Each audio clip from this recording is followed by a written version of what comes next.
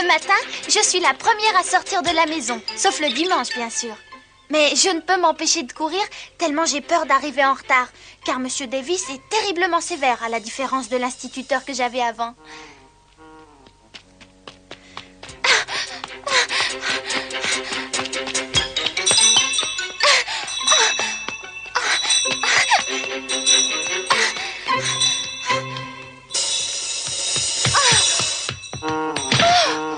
Ouf, j'arrive juste à temps.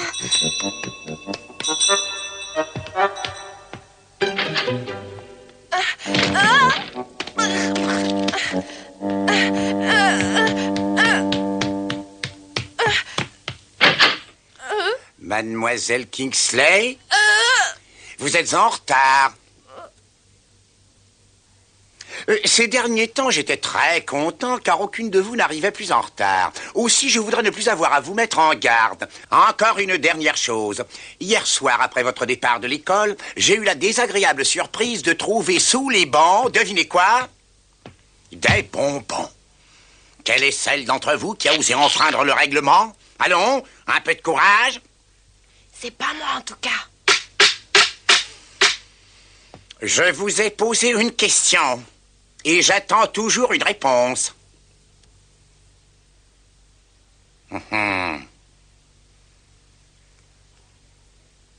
Je veux savoir quelle est celle qui a apporté ces bonbons en classe.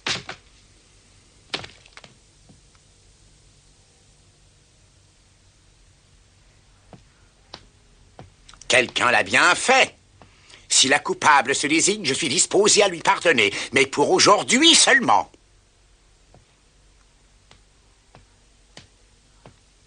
Mademoiselle March. Oui, monsieur. Dites-moi, cela fait peu de temps que vous fréquentez cette école, n'est-ce pas? J'espère que vous en connaissez bien le règlement. Mais oui, monsieur. En tout cas, je vous assure que je n'ai pas l'habitude d'apporter des bonbons en classe. Peut-être, mais ça ne vous a pas empêché d'arriver à l'école ce matin avec 30 secondes de retard. Ne dites pas le contraire, je vous ai vu par la fenêtre. Oui, monsieur. Très bien. Bon, alors j'attends toujours qu'on m'explique pour cette histoire de bonbons, mademoiselle.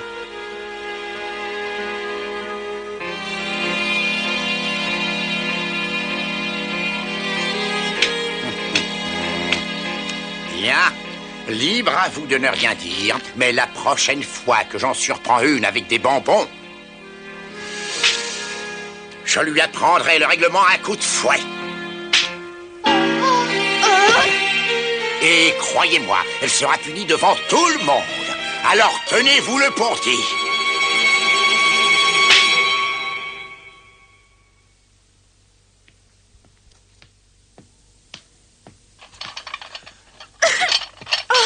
C'est toi, Jo. J'ai la nette impression que tu es en train de t'enrhumer, toi. Non, Jo, ce n'est rien de grave. Mais l'automne est déjà là et nous ne sommes pas en Pennsylvanie. Ici, nous sommes beaucoup plus au nord et il fait très froid beaucoup plus tôt. Oui, c'est vrai, tu as raison, je n'y avais pas pensé.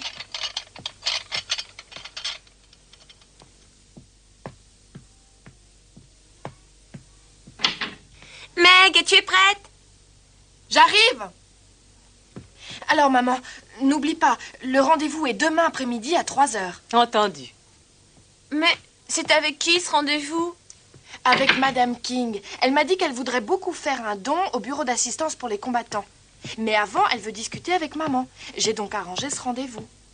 Eh bien, j'imaginais pas que Madame King était aussi généreuse. Elle est très bonne, tu sais, mais ses enfants sont de vraies pestes. Eh oui, nous partons, à plus tard.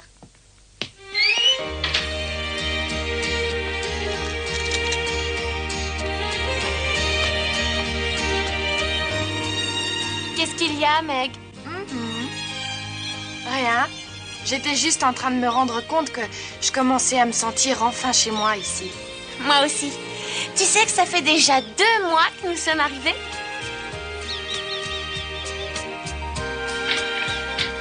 Mais qu'est-ce que vous attendez? Vous allez être en retard. Oh, mon Dieu, Allons-y. c'est vrai! Au revoir, maman! Bonne journée!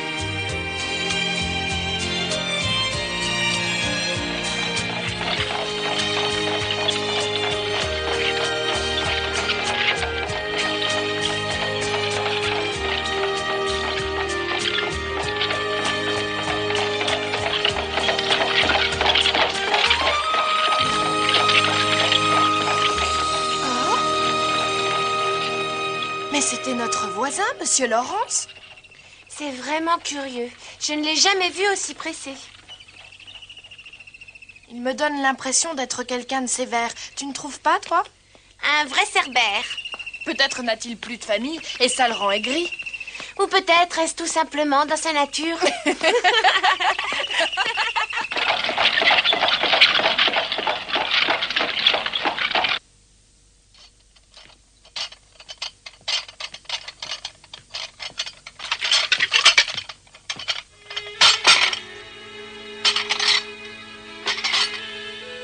Bess, Oui, maman. je m'en vais, alors à plus tard, hein, ma petite chérie. Bonne journée, maman. Mon Dieu, mais tu as vraiment réussi à attraper un rhume? C'est une tête de mule. Je lui ai dit qu'il fallait rester couché et se reposer. Laisse-moi terminer et ensuite j'irai au lit. Non, c'est inutile, je vais m'en occuper. Anna a raison, il vaut mieux qu'elle se passe de ton aide et que tu ailles au lit te reposer. J'essaierai de rentrer à la maison le plus tôt possible. Mais ce n'est pas vraiment grave, maman. Je t'assure. Non, voyons, tu sais que tu as une santé fragile depuis que tu es toute petite. Alors tu ne dois pas être imprudente, ma chérie. Allez, sois raisonnable. Tu ne voudrais pas attraper une pneumonie. Allez, ma petite, va vite au lit et repose-toi bien. J'irai te voir tout à l'heure. Bon.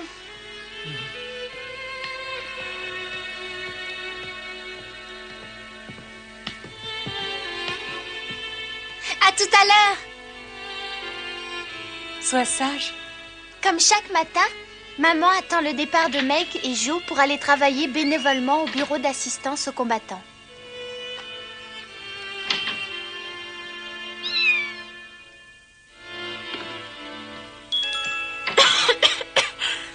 Tu veux que je te porte?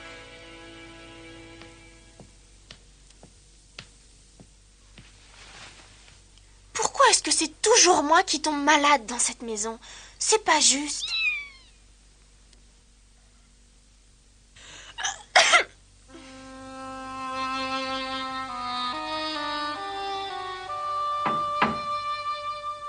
Tante Marthe, oh!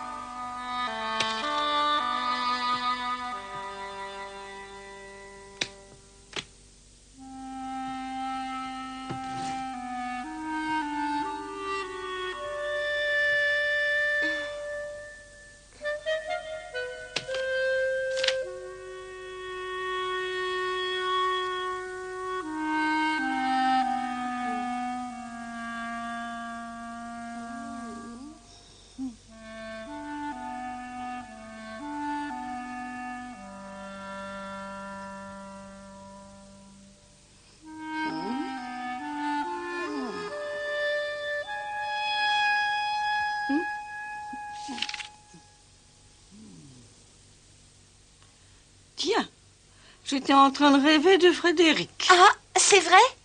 Vous avez rêvé de papa? Oui, mais ce qu'il y a d'étrange, c'est que dans mon rêve, ton père portait l'uniforme. Et pourtant, il avait l'air d'avoir 20 ans. Mais il a vraiment l'air d'avoir 20 ans en uniforme. L'uniforme rajeunit. Mais dis-moi, avez-vous reçu de ses nouvelles? Non. Vous ne lui avez donc pas communiqué votre nouvelle adresse? Si, tante Marthe, nous lui avons écrit il y a quelque temps à l'état-major. Pourquoi ne peut-on pas lui écrire directement? Eh bien, peut-être parce qu'on ne peut pas prévoir où son régiment sera envoyé. Il serait sûrement très content de savoir que vous avez enfin trouvé une maison. Ça le rassurerait, il n'aurait plus à s'inquiéter pour vous. Dépêchez-vous, soldats!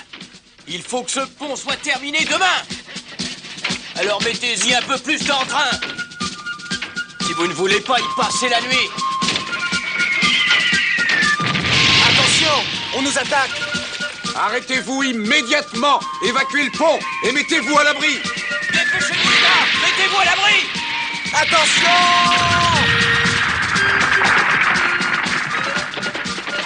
Capitaine! Capitaine Marsh! Je suis ici! Faites attention! Enfin. Ce sont des ordres du quartier général, soldat? Non, je suis chargé de vous remettre une lettre qui vous a été adressée à l'état-major.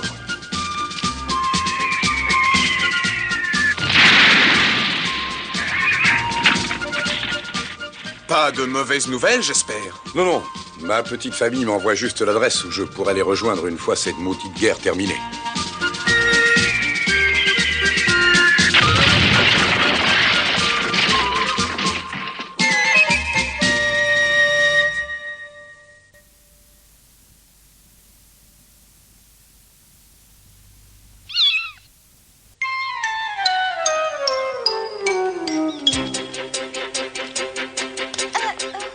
Viens voir.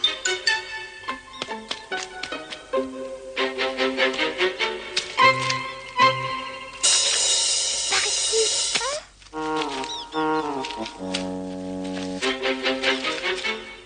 Où t'es? Je suis là.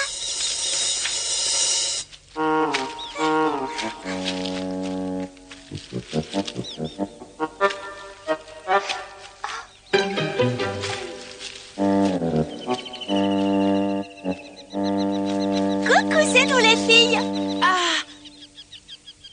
Tu vois, Amy, c'est ici que nous nous réunissons pour faire nos festins de bonbons. Et c'est quoi ce truc-là? Tu vas voir, mais avant, installons-nous confortablement.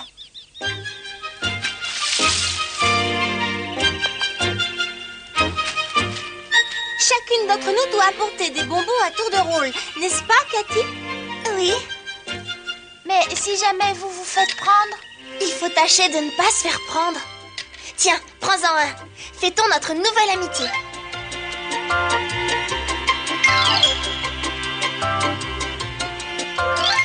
Tu peux le manger maintenant ou le manger en classe, tu sais.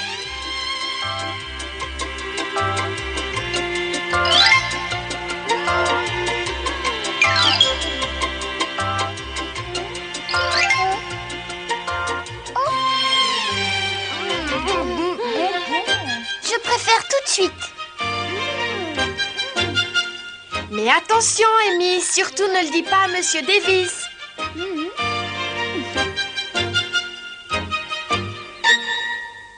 Alors toi aussi, tu fais partie du club? Oui, et je suis la seule de la classe à ne pas apporter de bonbons à l'école. Comment, Amy? Tu veux dire que toutes les autres camarades le font? C'est en tout cas ce que m'a dit Suzy. Mais alors, toute la classe désobéit au maître? Mais c'est très grave, ça. Ben oui.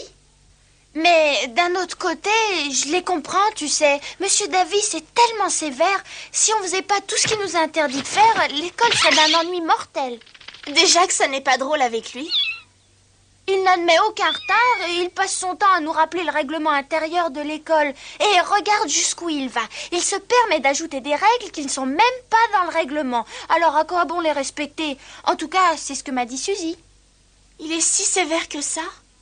Oui, mais ça ne m'empêchera pas d'apporter des bonbons en classe. Mais réfléchis, Amy. Tu vas gaspiller tout ton argent en bonbons. Est-ce que ça en vaut la peine? Je ne sais vraiment pas quoi faire. Tu risques le fouet si tu te fais prendre. Ne t'inquiète pas, il ne m'attrapera pas. Je serai plus maligne que lui.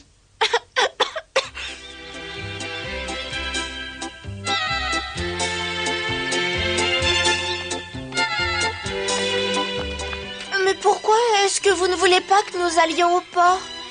Parce que la promenade est terminée et qu'il faut rentrer étudier. Mais je veux voir les bateaux, s'il vous plaît. Et moi, je veux aller voir les trains. Non, les bateaux. Non, les trains. Allons, les enfants, il est inutile d'insister.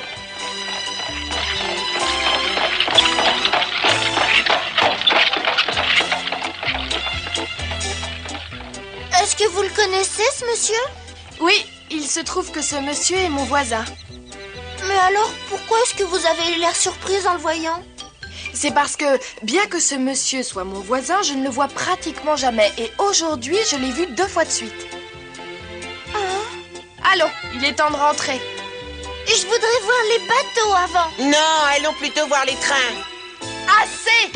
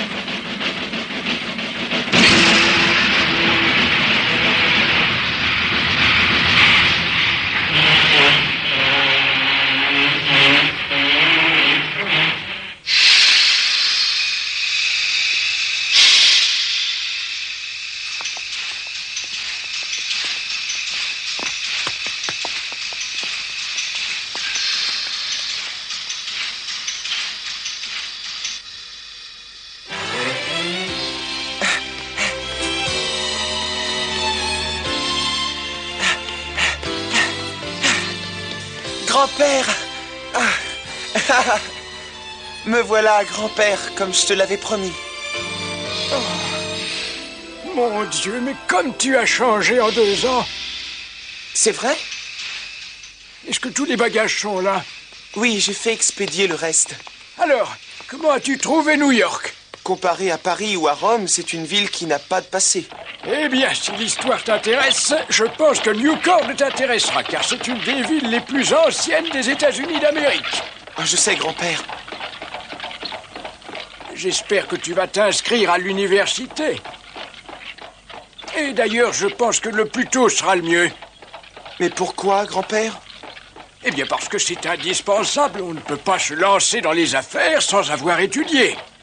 Ainsi, si je fais des études, je pourrais reprendre tes affaires, n'est-ce pas? C'est mon vœu le plus cher, Laurie. J'ai engagé un excellent professeur pour toi. J'espère que tu t'appliqueras très sérieusement à tes études.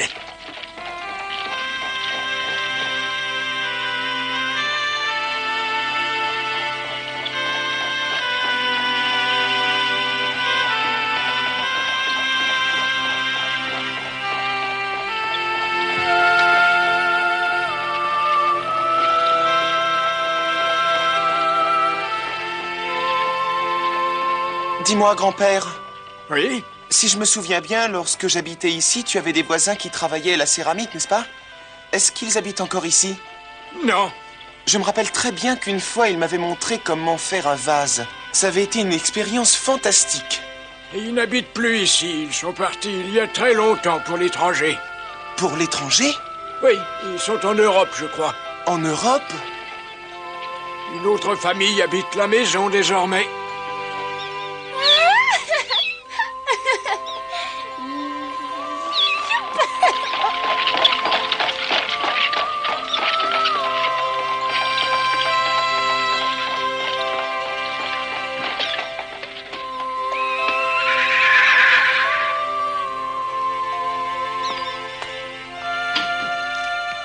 Nous attendions votre retour avec impatience. Bienvenue, monsieur. Je te remercie, Johnson.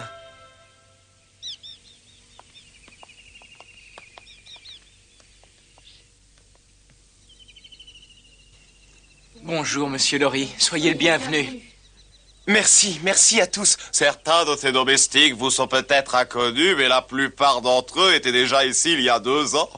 Merci beaucoup. Vous pouvez retourner travailler.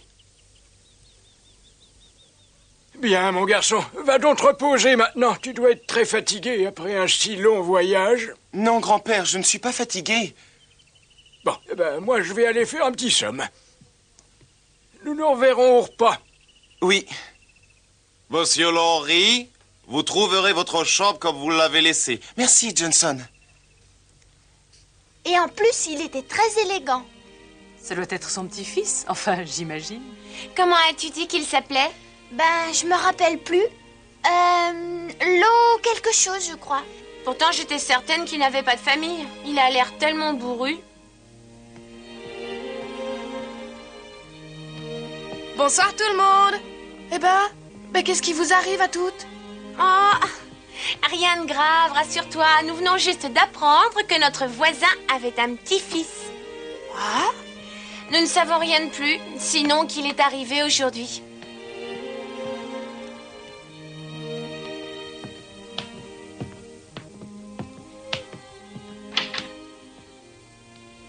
Attends! Je peux utiliser ta fenêtre une seconde?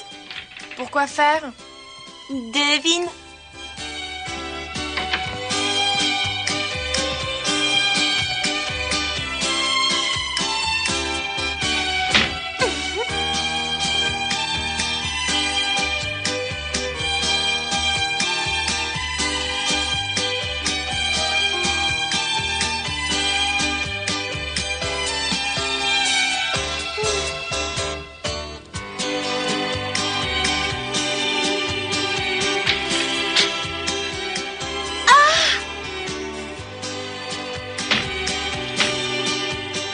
Qu'est-ce qui se passe? Je viens de voir le petit-fils du voisin.